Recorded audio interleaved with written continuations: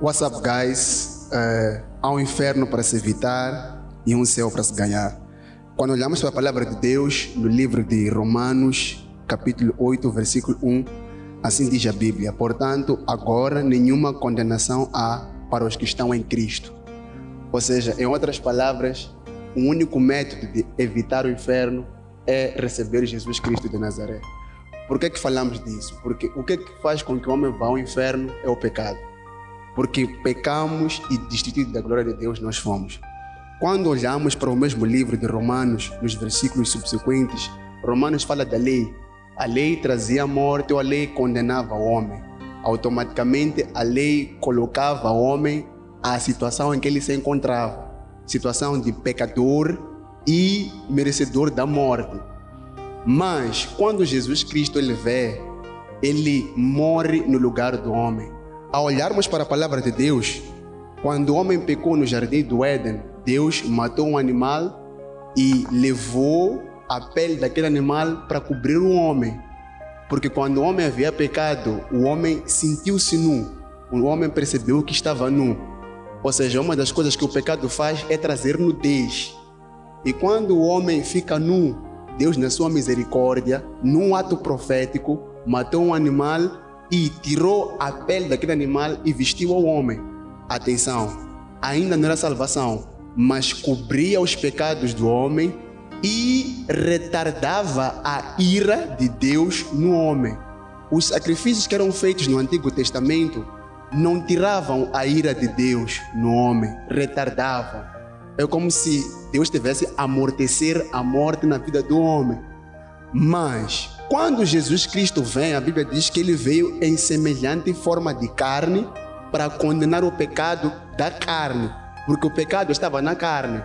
Ou seja, quando Jesus Cristo morre, ele é o sacrifício que todos nós que cometemos todos os pecados, é como se Deus procurasse alguém que pudesse pagar aquela dívida. E temos que perceber uma coisa: quando o homem peca, o homem não fica em dívida com o diabo. O homem não fica em dívida com outra entidade, o homem fica em dívida com Deus. E minha questão é: quem poderia pagar uma dívida que está a dever ao próprio Deus? Mas Deus, sendo justo, trouxe a lei. Trazendo a lei, condenava o homem. A condenação era uma forma de despertar ao homem que, na verdade, tu és pecador. Tu precisas de um Salvador. Sem lei não há pecado. Mas o fato de não haver pecado não significa que estávamos mortos.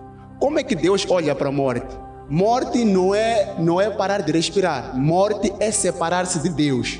Nós, os humanos, achamos que quando alguém morre, é alguém que se separa do nosso convívio familiar. Então, quando Deus olha e vê o homem que havia se separado dele, Deus procura mecanismos de voltar a restabelecer. Mas olhando ainda para Gênesis, o tempo me foge, ele disse: se comeres da árvore, certamente morrerás.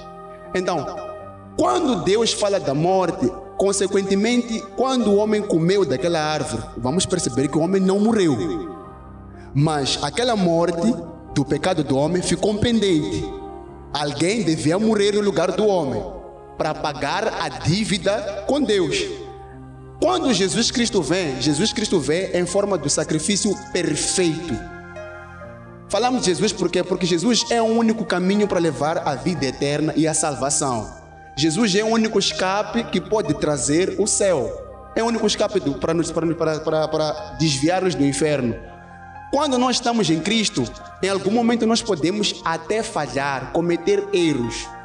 Nós não ficamos perfeitos quando nos convertemos. Mas o sangue de Jesus justifica as nossas falhas diante de Deus, diante do Pai. É como se quando eu pecasse diante de Deus e Deus me colocasse no tribunal, não há advogado qualificado o suficiente para debater com Deus em termos de leis para me justificar. Mas o próprio Deus, que é justo, ele mesmo se fez advogado, trazendo o seu filho e justificando os meus pecados. Então, Jesus Cristo é a única salvação e é o único caminho que pode levar o homem à vida eterna e pode levar o homem ao céu. Ou seja, com isso queremos advertir e dizer a todos que não receberam a Jesus: receba Jesus Cristo na sua vida e você vai escapar. A Bíblia diz que quem não está em Cristo já está condenado. Significa que essa pessoa já tem um decreto, já tem um papel com todas as ordenanças lá, de morte eterna. Mas ao recebermos a Jesus Cristo, Ele justifica os nossos pecados. E não só justifica os nossos pecados. O que eu mais gosto, malta, é que Jesus, quando morre para o homem, Jesus leva o homem a um outro nível. O homem no jardim do Éden somente era servo de Deus, não era filho de Deus. Mas quando Jesus morre, Jesus leva o homem no outro título. Atenção, o céu, nós temos que perceber uma coisa. Quando Deus fez a terra pertencia aos homens. A Bíblia diz que a terra pertence aos homens, o céu pertence a Deus. O céu, por herança, o único que pertencia era Jesus, filho unigênito. Unigênito significa filho único. Mas quando Jesus morre como unigênito, Ele torna todos aqueles que aceitam. Ele morre como unigênito, quer dizer, ressuscita como primogênito.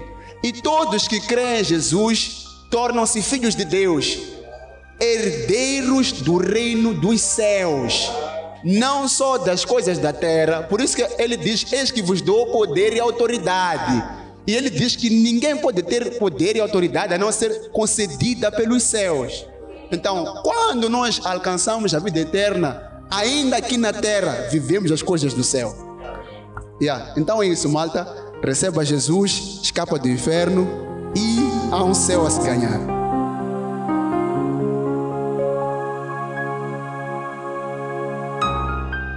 Então é isso, malta. Recebam Jesus Cristo como vosso Senhor, único e suficiente Salvador, e escape do inferno. Agora eu vou pedir, com todo respeito, que coloquem as vossas mãos no peito e fechem os vossos olhos se estiverem em casa e repitam comigo esta oração da citação. Eu também vou fechar os meus olhos. Digam comigo: Senhor Jesus, neste dia eu ouvi a Tua palavra e reconheço que sou um transgressor e preciso de um justificador. Senhor Jesus, eu reconheço que sou pecador e preciso de um Salvador. Senhor Jesus, hoje eu entrego a minha vida nas Tuas mãos. Eu decido morrer para as coisas deste mundo e viver a Tua vida ainda aqui nesta terra. Senhor Jesus, eu Te aceito e Te recebo como meu único, suficiente Salvador da minha vida. Que Deus vos possa abençoar, malta, e recebam Jesus na vossa vida. Se mantenham firmes na palavra de Deus, não se desviem, não vão para a esquerda nem para a direita, e sigam o canal.